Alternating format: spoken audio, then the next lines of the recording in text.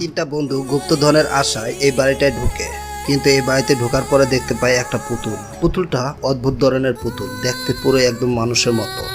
কিন্তু এই পুতুলটা দেখা যায় হঠাৎ করে তাদের সামনে ডান্স করা শুরু করে। আর তখনই এই পুতুলটা মানুষদের উপরে আক্রমণ শুরু করে। পুতুল ডান্স করে এটা কিন্তু মেনে নেওয়া যায়, কিন্তু পুতুল যদি মানুষের উপরে আক্রমণ করে এটা কিন্তু ভয়ানক এক আজব ধরনের রহস্যগুলি তারা খুঁজতে চেষ্টা করে।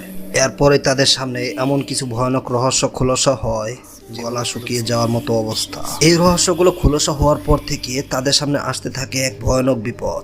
তারা চাইলেও এই বাড়ি থেকে আর বেরোতে পারে না। এবার তাদের সাথে কি হবে? বাড়ি থেকে ফিরে আসতে পারবে না তাদের এই বাড়িতে মৃত্যু হবে? বলছিলাম 2011 সালের সেই লিভ ইট মুভিটির কথা, যে মুভিটা অনেক মানুষই দেখার সাহস করতে পারেনি।